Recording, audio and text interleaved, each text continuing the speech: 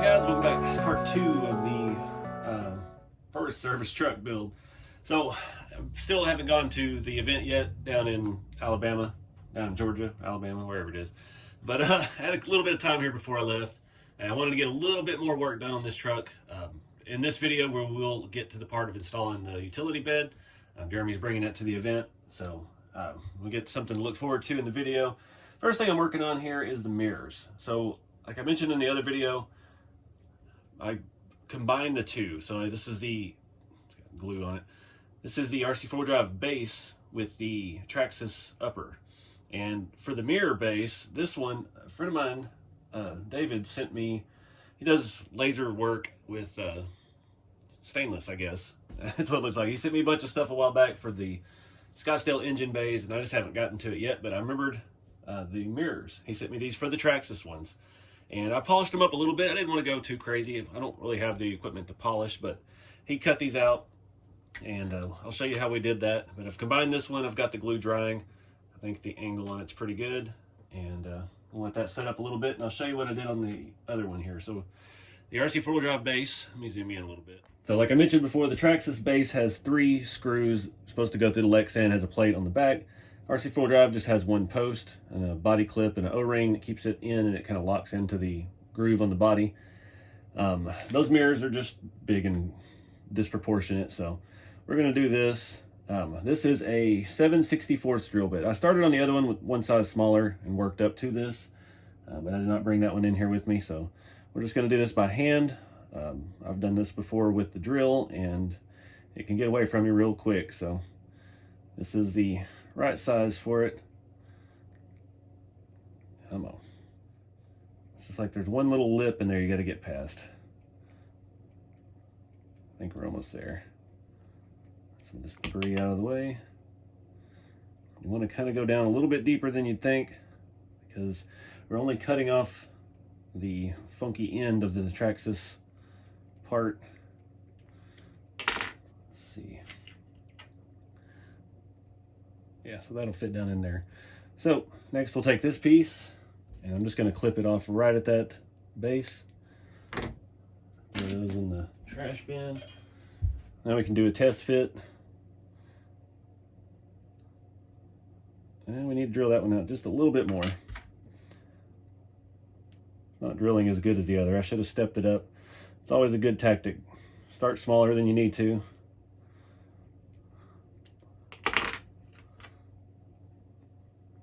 Looks pretty even. It's a little bit higher. I think that'll hold just fine. So I'll use this E6000, which is leaking on my table. Stick that down in there. That's why I'm not touching that one, because that stuff does take a good while to dry. So I'll use that to attach the metal as well.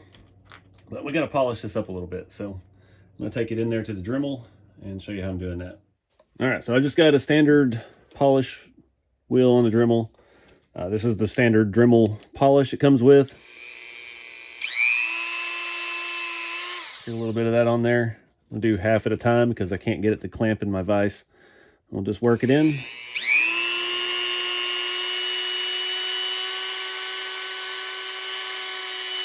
Take a microfiber and just kind of wipe it off. You can see it looks a lot shinier already. I'm gonna do the other half, and then I'll do the whole thing again, because that's what I've done the last one. I was pretty happy with the outcome of that. It's just basic stuff. Pretty much every Dremel set comes with some of this, and yeah, I've had it forever and never really used it much. Get a little bit more on here. All right, so that's something you can do as little or as much as you like. It's done pretty good for my taste. Shout out to David for sending me that stuff. That's really nice. So yeah, that looks a lot better than the sticker that comes with the traxxas mirrors, that's for sure. So I'm just gonna smear some of this around. Oh, it's already drying. Oh Lord. I'll clean up my mess, and then we'll stick some of this on there. All right, should be good now.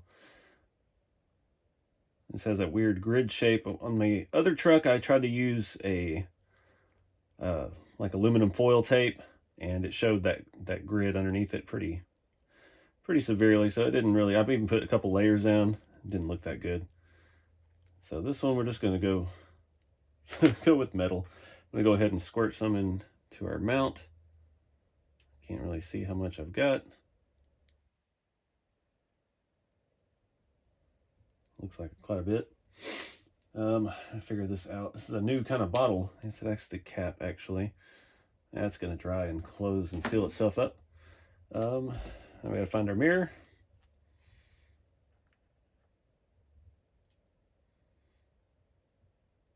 I put it on the wrong way. They were directional. Saw they were labeled. Now I'll never get it off. And it is perfectly on the one I didn't film. That's how it always goes. There we go. Flip that around. Try not to get glue all over our housing. Just leave it on there. There we go.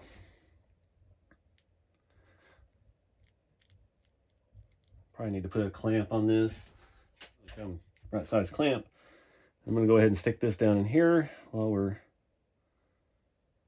here and the glue is wet. Oh, we did have a little glue come out of that hole. Need to. That's already drying up a little bit. Make sure it's down in there. Make sure it's around about the angle you want your mirror to face. And we'll let it dry. In the meantime, I'm going to go ahead and put some more of the body together. I've got all the hardware out. We need to do hood hinges, probably the windshield, maybe do some vent windows. I'm not sure how much I'm going to get into this tonight, so let's just see where we get.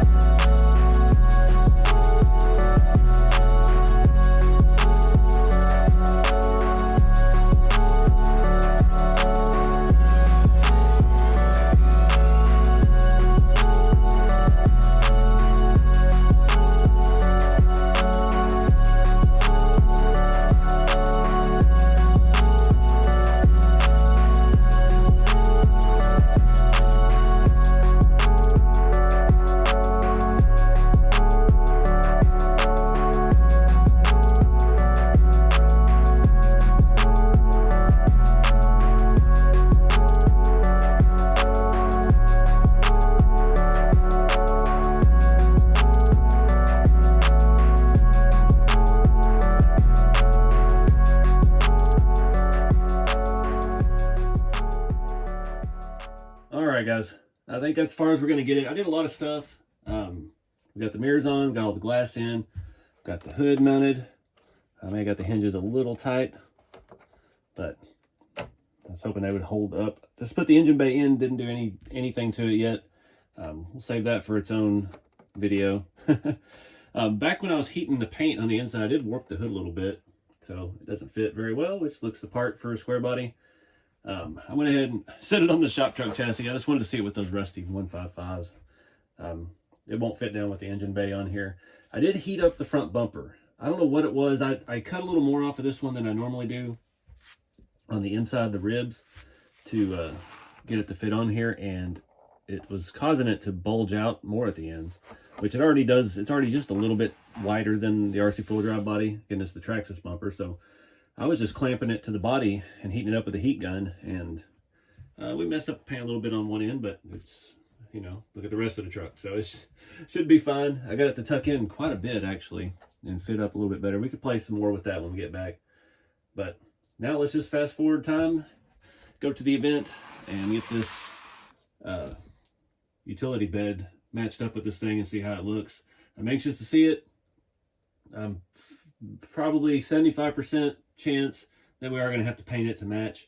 I was doing some more research last night, and all the utility bed trucks had the paint matched bed for the Forest Service. So yeah, goody.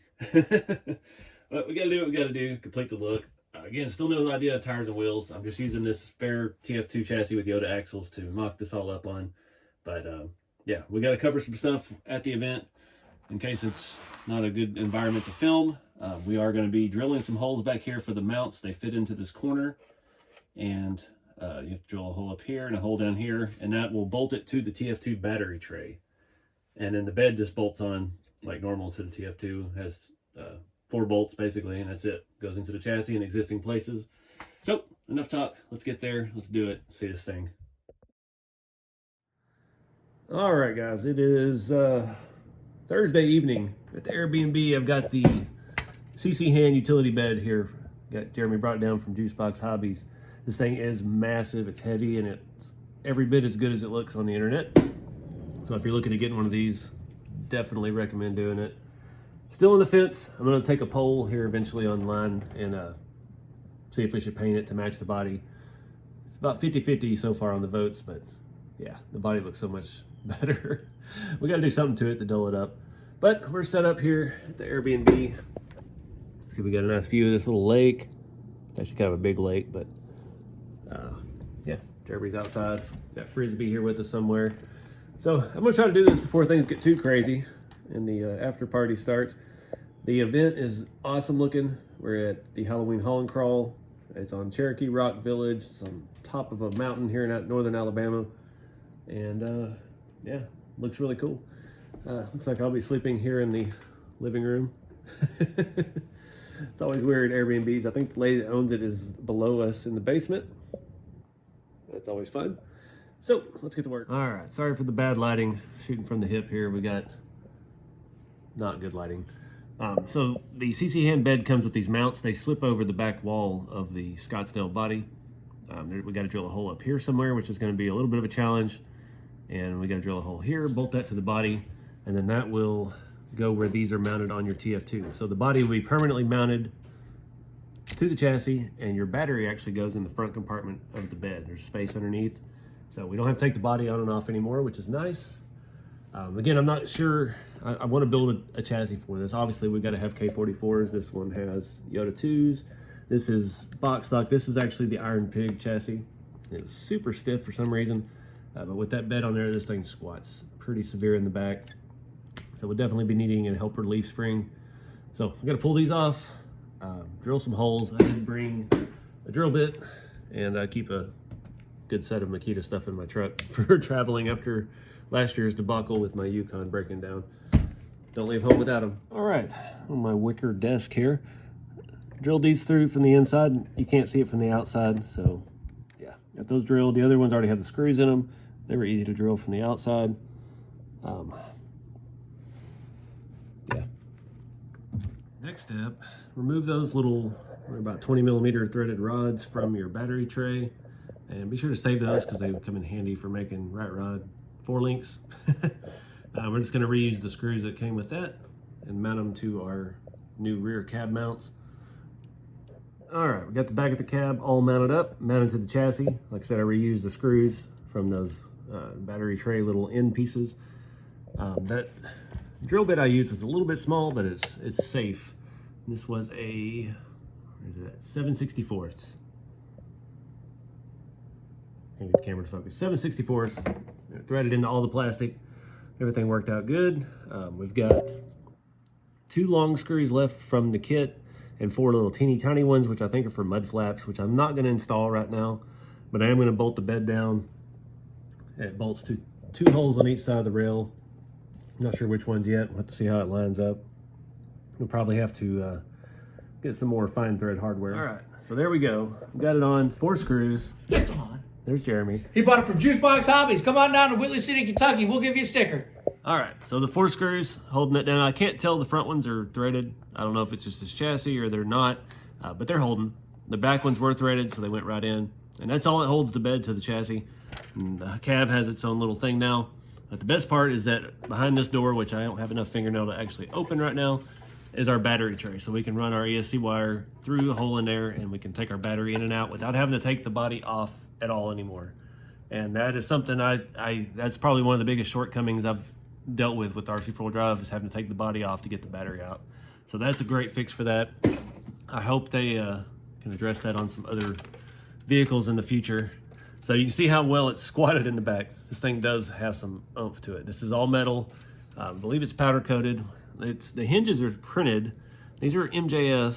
They look like nylon 12. They look just like my kit parts. The bumper slider edge up here and the handles are SLS nylon 12. Looks just like my kits used to be. I don't know why they use 2 different kind of materials, but it looks good. So I'm on the fence about painting it. It does have some holes here on the rear bumper, which look like where you would mount your vise or pipe bender or something, which, where are those at, CChand? I want one. Tailgate, license plate frame. I'm assuming, oh, it does not have a light in the license plate frame. That's kind of disappointment. Wouldn't be hard to add one. That's appears to be SLS printed too. It does have holes in it already for the winch mount, which I'm not going to put a winch up there. That's kind of an odd place for one on a service truck. I'd rather have generator or welder or air compressor or something up there.